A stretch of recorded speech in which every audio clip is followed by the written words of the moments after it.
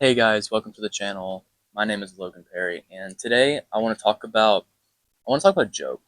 So I've been doing a study with my partner about the book of Job, and we're going through the Bible in a year and stuff like that. But I've really just I'm already super ahead in Job, but I want to go back to the beginning of the book because there's a very important set of scripture that I want to talk about today that really just hit me.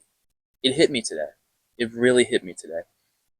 And if you are somebody who goes through struggles, if you're somebody who is going through trials and tribulations and you do not know what to do, this section of scripture is so important to everybody who's struggling right now.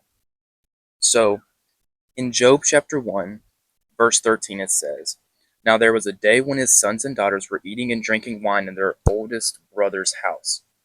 And there came a messenger to Job and said, The oxen were plowing, and the donkeys feeding beside them. And the Sabines fell upon them, and took them, and struck down the servants with the edge of the sword. And I alone have escaped to tell you. While he was yet speaking, there came another and said, The fire of God fell from heaven, and burned up the sheep and servants, and consumed them. And I alone have escaped to tell you. While he was yet speaking, there came another and said, The Chaldeans formed three groups and made a raid on the camels and took them and struck down the servants with the edge of the sword, and I alone have escaped to tell you.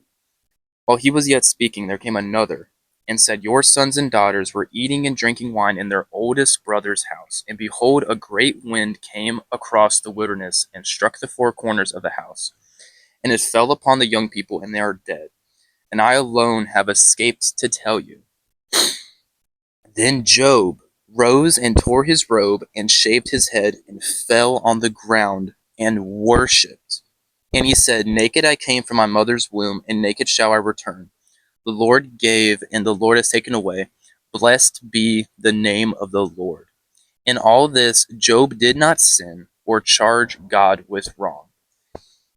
So, to give some context, in the beginning of the book, Satan has come to God saying that he knows that if he struck down somebody who was really close to God, that they would certainly curse God, right?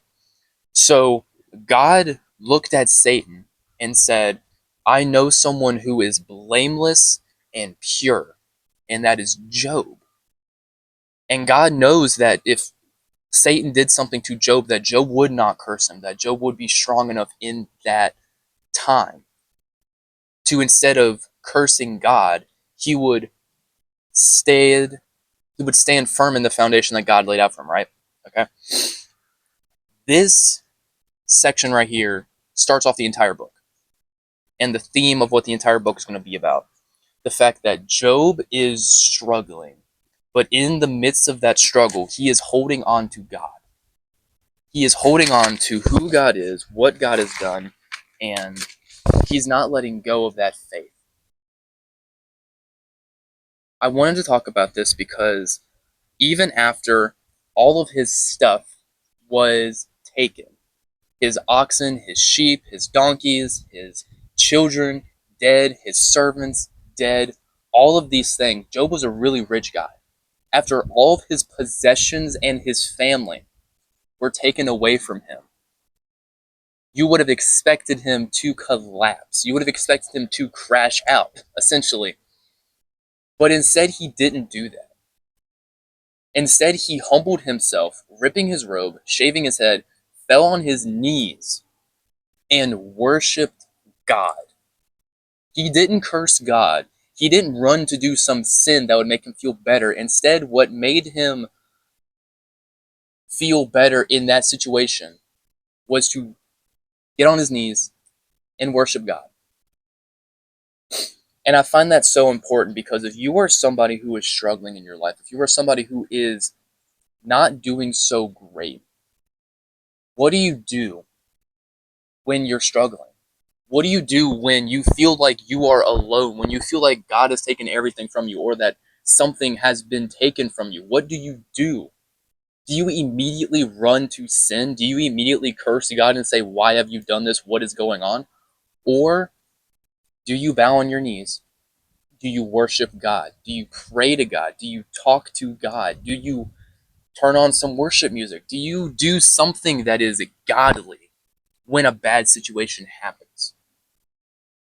Because, see, this entire book, as I'm reading through Job, as I'm learning more about Job, as I'm learning about his situation, how he's going to handle it, how God is going to come and tell him and fix everything,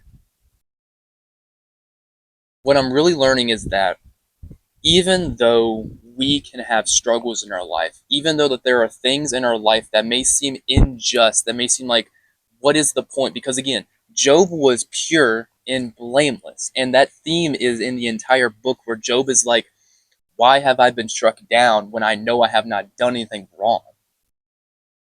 Sometimes we need to understand that things happen, struggles happen in our lives that may be unjust, that may seem like, why is this happening to me? But that's not going to necessarily be a result of your sin. Sometimes we're just given struggles, given trials in our life that may be important, that may need to lead us to something, or it just happens because it just happens. God is the ultimate. He governs it all. He governs no matter if the wicked ones are the ones who are struggling or the pure and righteous ones are the ones who are struggling. He governs it all. So when you are struggling in your life, remember that God is the one who is in control. God is the one who is taking care of you in that situation. I didn't even read further into that where Job's possessions were taken, but the next step was Satan came back to God saying that he wants to, again, go after somebody. And God again gave him Job to do that. And then Satan would attack his body, not kill him, but attack his body. But even through the pain of his body, Job still did not curse God. Job still did not go against God. He still held on to faith. So I'm going to tell you right now what I am encouraging you through this study is that even when you are struggling, even when there are things that are going on in your life that you don't understand, that you feel like you're getting attacked by God, stuff like that, remember that God is not going to purposely go against you for any reason. If something's happening in your life, then it's either happening for a reason or it's just happening. But God is not going to purposefully take you out. When you are struggling, remember to lean on Him. Remember to go to Him and worship Him and call out to God because He will help you in that situation. He will comfort you. He will hold you in your time of mourning, in your time of grief, because He loves you. And yes, there may be times where He's giving you a trial, He's giving you a struggle because there's something in your life that you're like, hey, I'm pure, hey, I'm righteous, what's going on? I'm a really good Christian, but yet you are still doing something wrong, and He wants that struggle to open that up to you. But for right now, I'm just encouraging you that when you are going through something, go to God. Don't go to some sin. Don't cry out to God cursing Him. Instead, go to Him and run to Him because He's our dad. He's our Father. He will be there for you when you are struggling, when you are hurt, when you're in pain. Thank you guys for watching. I hope that this study was at least a little bit of a blessing to you. And just God bless you.